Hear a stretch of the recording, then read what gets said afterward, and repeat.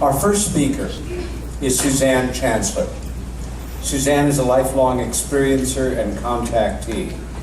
And after years of keeping her experiences to herself and having no one to confide in, she decided to come out in hopes of connecting with others who could understand and relate to what she had been through. In 2011, she started a blog called Random Alien Brain Droppings, and soon after began broadcasting a streaming radio show of the same name. She spoke for the first time in front of a live audience last year at the first Experiencers Speak conference. Suzanne is a lifelong resident of Southern California, but has recently relocated to New England and is currently the Rhode Island contact for Starborn support. Please give a special welcome to one of the newest Yankees and a great and special woman, Suzanne Chancellor.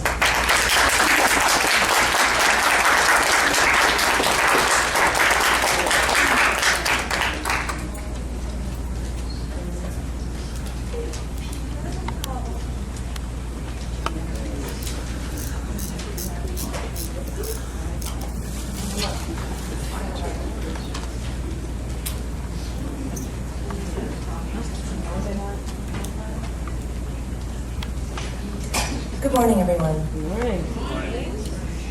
I cannot tell you how happy I am to be, number one, to be asked back to speak today. And as he said, last year was my first time speaking publicly for the first time live in front of a live audience, and it was quite scary and at the same time quite liberating. I think that as an abductee or a contactee or an experiencer, I think it's very important to reach out and let go of the fear, that we can join hands in this experience and try and put the pieces of the puzzle together in that way. So let me give you a little background about myself. I, as Peter said, grew up in Southern California. I lived in a little town in California called Pasadena. That's where I was raised. My father worked for JPL, Jet Propulsion Laboratories in Pasadena. And at the same time, my grandfather also worked for Caltech. So in this experience of doing research for my own journey, there have been a few questions in regards to that, based on the fact that in my experiences, they seem to have a little sort of a connection to something that might be military, but there are no real answers to that. My father and I have not spoken probably in about 15 years now, so I really don't have the liberty to ask him those kinds of questions, but maybe someday. So as a child, my first screen memory, it happened in 1966 when I was 4 years old. Now, I did not recall this memory until I was in my mid-20s. I just thought I had a very vivid imagination. Can you hear me okay, by the way? Mm-hmm. Okay. I had a lot of dreamlike events that happened to me when I was a child. And I thought they were little children coming to visit me. So I didn't really think that much of it. Maybe they were just dreams. I would tell my mother about them, but she would pretty much brush them away as such, a dream. We moved to a place called Newbury Park, California, when I was 7 years old. And these children seemed to follow me to the new location. I continued to have these strange dreamlike events happening in my life. And one stands out in particular that was quite extraordinary. Now again, I did not recall this memory until I was in my 20s, my mid-20s. But this experience involved me boarding a craft. Now I know that might sound strange to some, and maybe to others very normal who might be sitting out there today.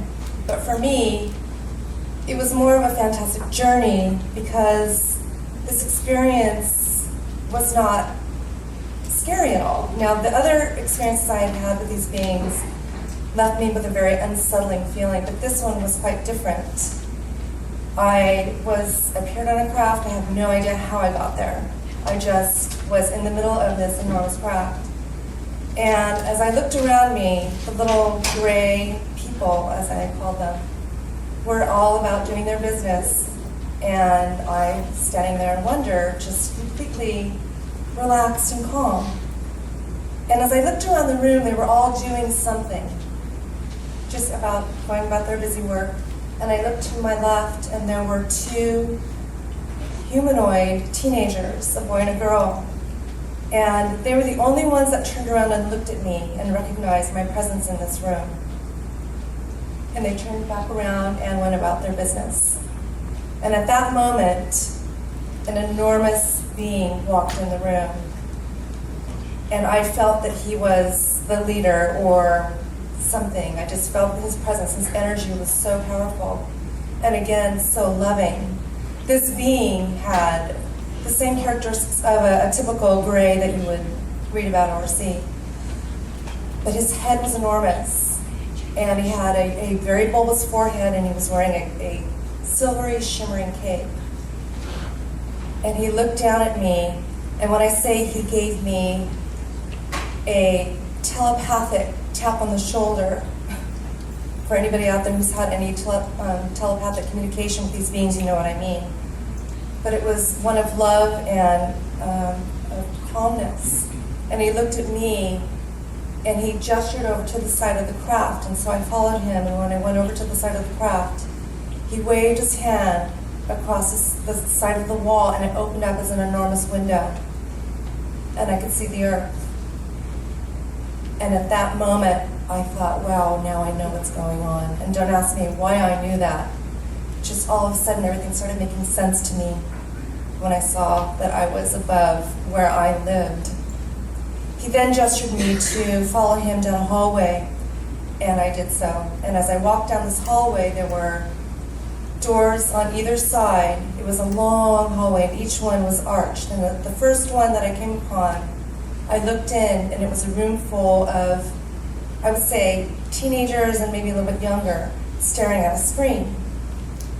And as they stared at the screen, they were being shown images. And I know that a lot of people, if you are an experiencer or have read stories, have heard of similar experiences where people see images of cataclysmic events, apocalypse, famine, war, I mean, all the things that we have done to ourselves.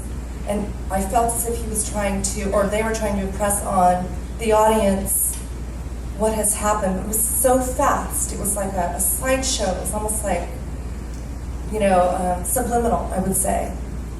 And I kept walking along and looked in various rooms, and I was very, very confused at that point because some things made sense and other things just did not fit my reality. So it was really hard for me to understand. But the one thing that was really interesting was, actually I need to scroll through. That was me around the time these events were happening. That was when I was 5. And that was me again with my neighbors at the house where I had most of my childhood experiences. I'm in the middle. And I'm having an issue here. I've never done this before, so. Okay, and then that's the house in Pasadena, California. I went back there 3 years ago. I just wanted to reconnect to just where my memories started, just to see if I got any other sort of memories to come back to me. And when I was on the craft, and I was with this being, he impressed on me 3 things that perplexed me and puzzled me. One of them was I received the message of this symbol in particular, which I wrote down about 3 years ago when I was writing my blog.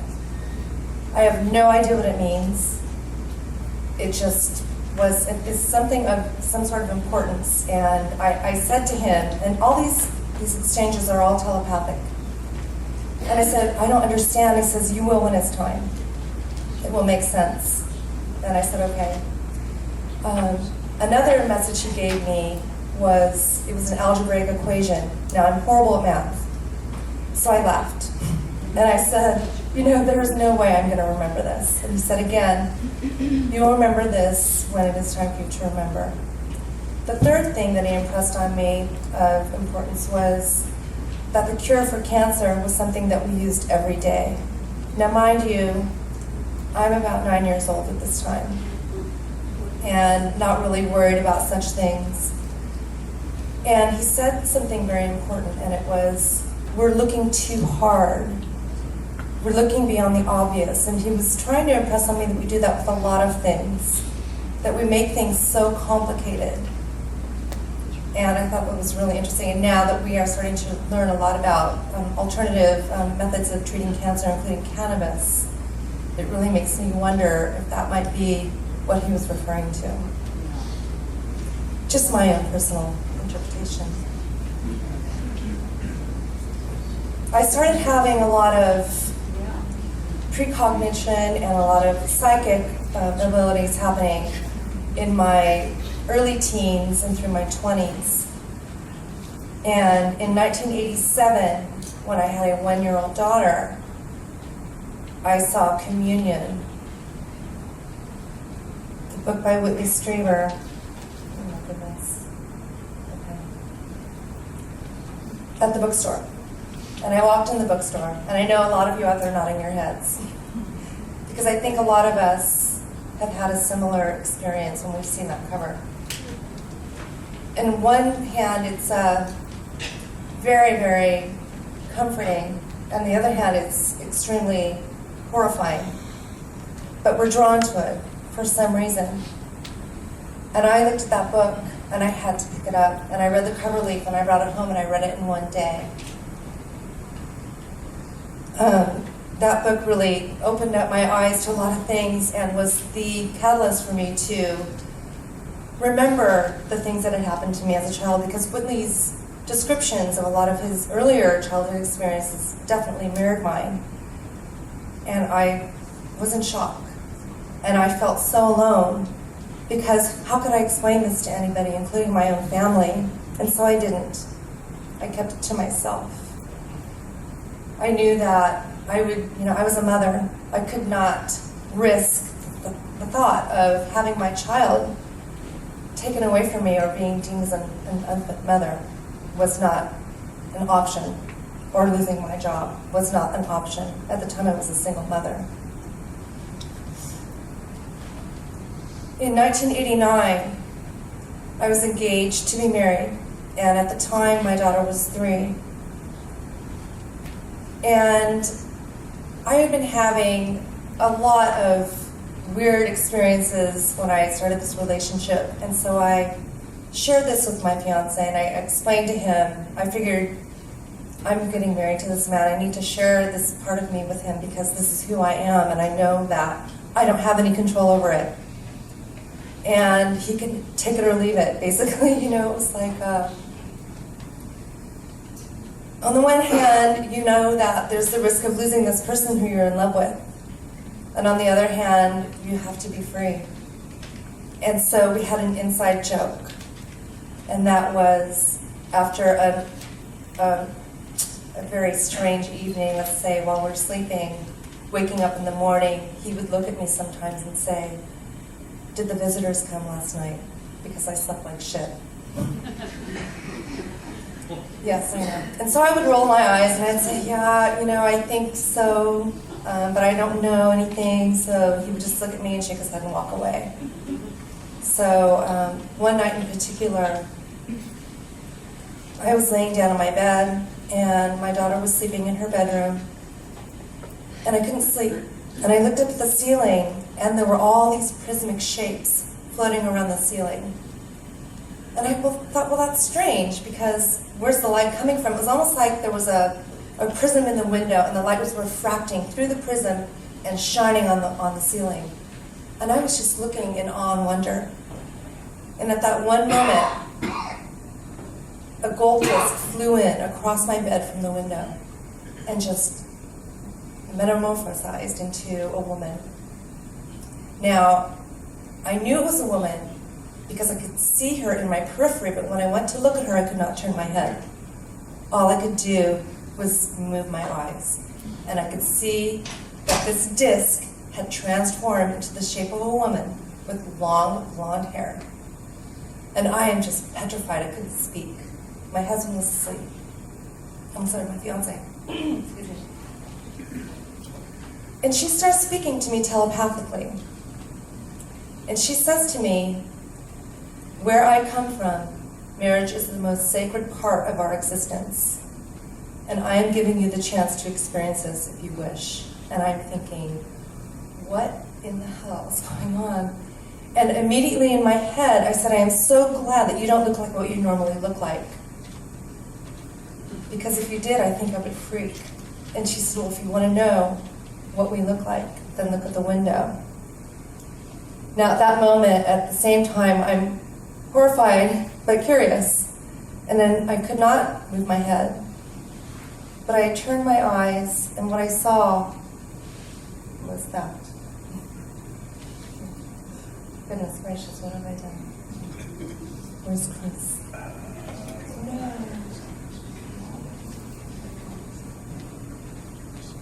I don't know. I think I closed the wrong window. This is just a minute. I think I mistaked something here. I clicked on. So at the same time, I'm laying in bed again, like I said, wanting to see this, but at the same time not. I was at communion. Right after.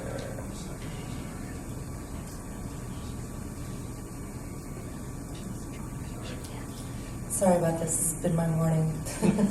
Which is all morning with everything. Thank you so much.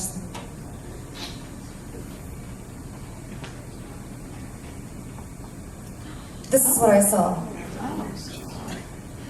So this is the bed. And as I look at my periphery, I see a mantis being hanging from my window. And I didn't have time to react because at the same second that I saw this being, my door flew open and the woman just shot through the room and disappeared through the wall. And then that happened again. What am I doing wrong? It's not me. It's not you, it's me.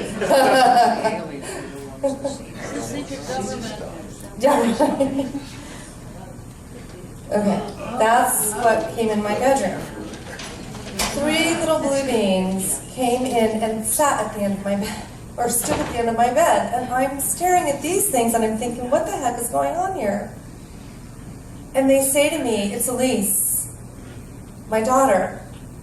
We can't get her to stop throwing up. And I'm just in panic mode at that moment. The minute I hear my daughter, I shoot up out of the bed and I run down the hall, pick her up, and she says, Mommy, I'm going to throw up, and she starts vomiting all over the bed.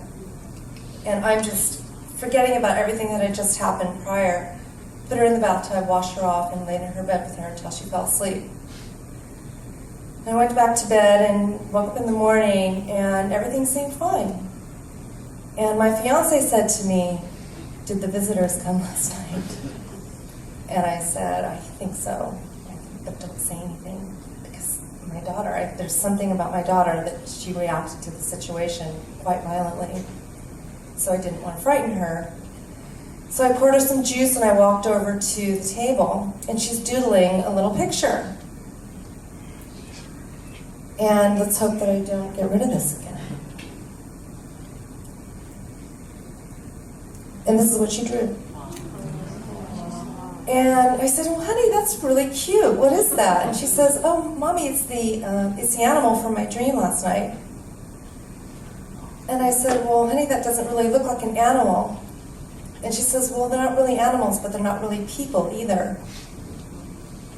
And I said, okay. I didn't want to prompt her, but I did. I didn't want to frighten her.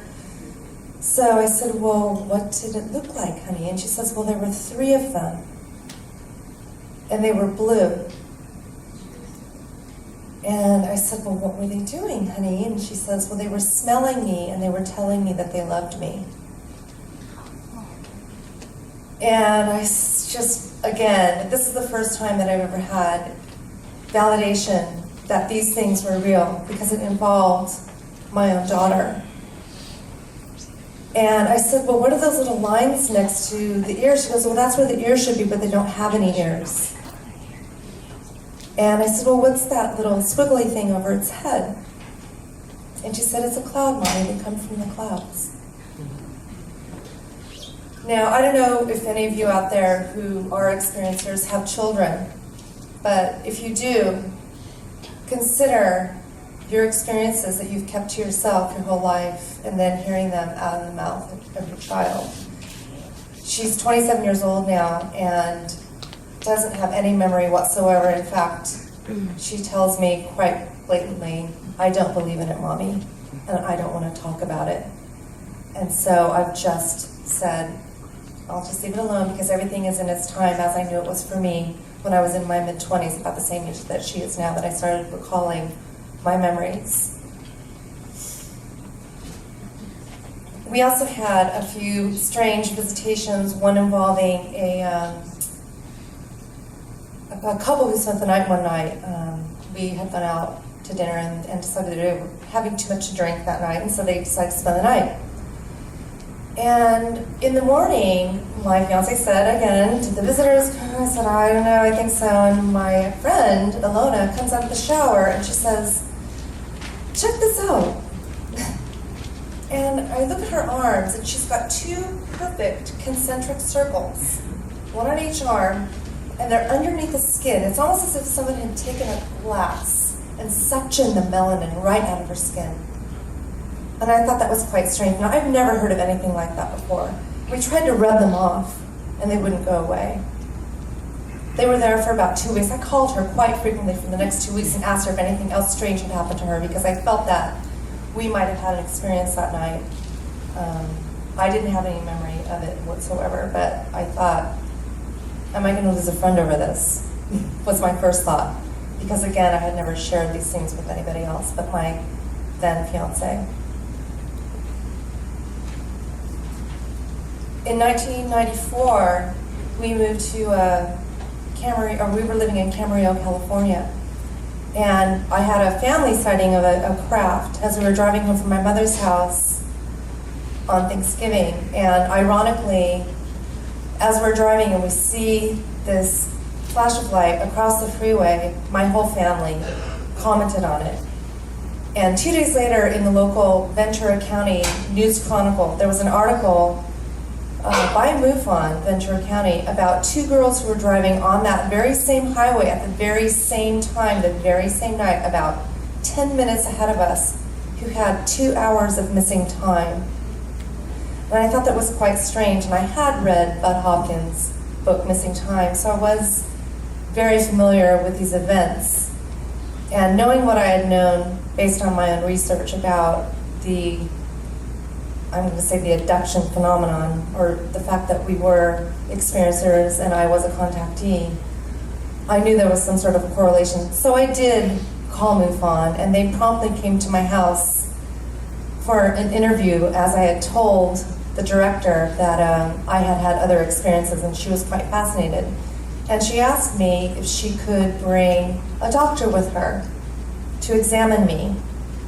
Now, opening this Pandora's box was going to be the scariest thing that I had ever done, because now I felt that I was shedding my armor and letting it be exposed. And when Dr. Roger Lear accompanied her to my home the next day, he asked me if I felt that I had had any implants or any strange marks on my body, and I had told him that I did have something on my forehead that had been there as far back as I can remember, that I could move around right past my hairline. And sometimes it did feel quite sensitive, always thinking that maybe it was like a bone chip or I don't know, a cyst or something. And so he examined me, took some notes, and he asked me if I would like to have it removed. And I just felt a wave of nausea come over me, and something told me that it was okay and that I should leave it there. I didn't really feel threatened by it. I didn't think that it changed me in any way. I was still quite perplexed about everything that had happened to me. So I just thought I'd leave well enough alone for the time being.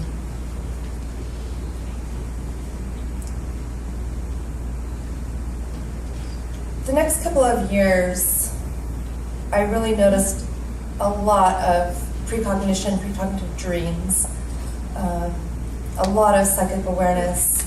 I started meditating, and I started really tapping into that side of the phenomenon that I think this is all going towards. It's really led me to believe that it's a lot more than we think it is. And again, none of us have all the answers, and I doubt that we will anytime very soon. But my own journey in connecting with my own higher consciousness has really shed a new light on the things that have happened to me, in a sense that I really believe that it's not really what we think it is all the time. And that being said, the whole physical aspect of the experience, I think, is going hand in hand with something a lot bigger than that. And that has to do with an interdimensional contact. And as I have been doing a lot of meditation, it has really spawned a whole new experience for me. I was contacted by a fellow experiencer. He said to me that he had a message that I was somehow connected to the Pleiadians. And to me, that sounded like a bunch of whatever at that point. I thought, what are you talking about? And he says, trust me, I really think that you need to meditate about this. They have a message for you.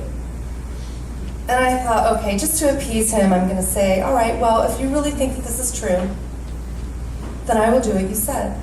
And I went and I decided that I was going to perch myself in the backyard, underneath the wind chimes, do all the things that you do when you meditate the right way. And I got the most amazing message, and I wrote about it in my blog, and I will read it to you. And the message was, I am here. I always have been.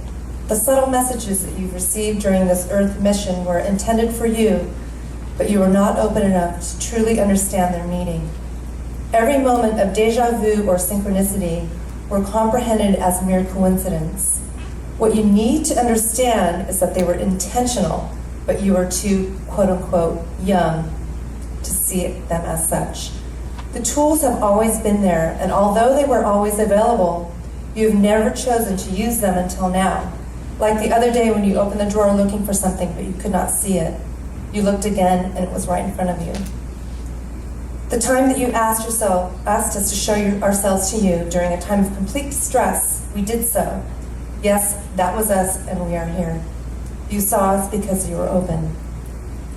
Now is the time of your true awakening.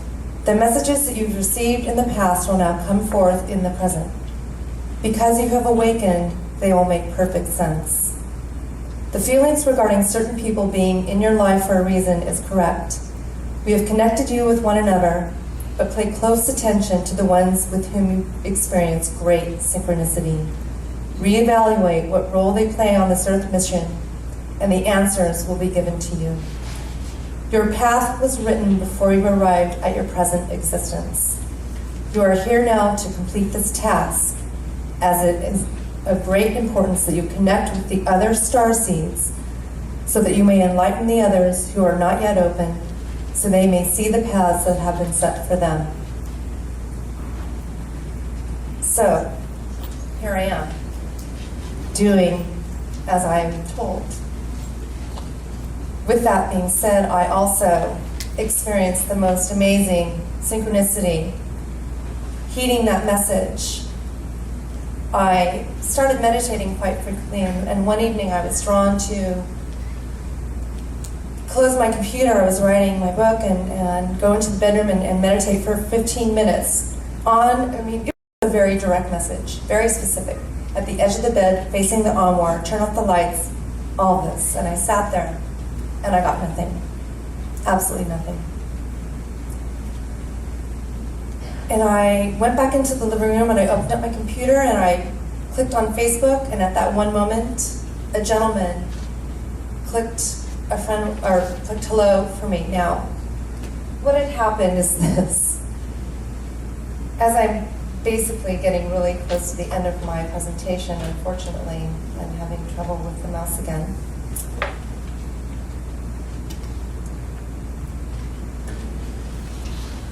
I got it. I started writing a blog. My blog is randomalienbraindroppings.blogspot.com. I was interviewed by Whitley Strieber for his Dreamland segment on Unknown Country. And a gentleman had contacted me after that interview, and he seemed very familiar to me, and I couldn't quite place him. I thought maybe I'd met him somewhere before, but I hadn't. And that was the Dreamland interview. And I noticed that this person had friend requested me the day of the interview. And we started chatting on Facebook, and again, I thought he was very familiar, so I started clicking on his photographs to think that maybe we had mutual friends or what have you. And I saw a picture of these beautiful human beings, and I said, "Who are they?" And he says, "Well, they're my children."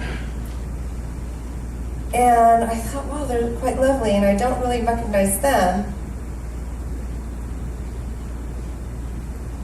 But I came across this photograph, and I couldn't stop staring at it. And it's gone. And as I'm looking at the photograph, I'm getting a message. And I've never read a photograph before, and I have a slideshow happening. That was me, yes. That's okay, you can leave it. I started getting a message from her, and she's looking at me, and I said, "Jack, who is this woman holding this child?" And he says, "That's my wife." And I said, "Well, she's no longer with us." And he said, "No." I said, "I have a message for you." And I said, "She wants you to know that she's so proud of you." She had passed away from cancer quite young and left him to raise 3 children on his own. And she wants you to know how proud she is of you, and that she loves you, and that she's all around you all the time. And that, I said, "You know you're going to see her again someday, don't you?" There's so much more to tell in this story. And I had a feeling this was going to happen, that I couldn't finish the end. But what I'm going to say is this. Pay attention to the ones that you have the most synchronicity with. He and I come to realize we were born on the very same day of the very same year, March 26, 1962.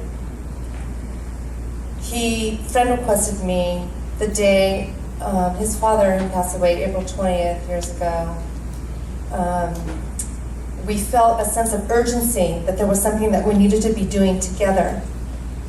I mean, we literally have gone through so much, and looking at that photograph of me, when he came across that photograph, that was me wearing my Halloween costume in 9th grade. And upon seeing this photograph, he said to me, "Oh my God, I am so sorry. I couldn't help you. I am so sorry." And he, as an experiencer, we have come to realize that there's quite a possibility that we have had a shared experience. I have not had a regression. He, on the other hand, is on his way to do such. So we are trying to put the pieces of this puzzle together to see what comes up. My blog again is randomalienbraindroppings.blogspot.com. I also have a YouTube channel. I do interviews. If you just Google Suzanne Chancellor YouTube. I want to thank Starborn Support for including me on this journey, and Peter Robbins, Audrey, and Debbie, and all of you out there who think that you are an experiencer and have kept it inside all these years. I would love for you to connect with me. I will be here answering questions as well. Please feel free to email me at abducteeawareness@gmail.com. My name is Suzanne Chancellor. Thank you so much.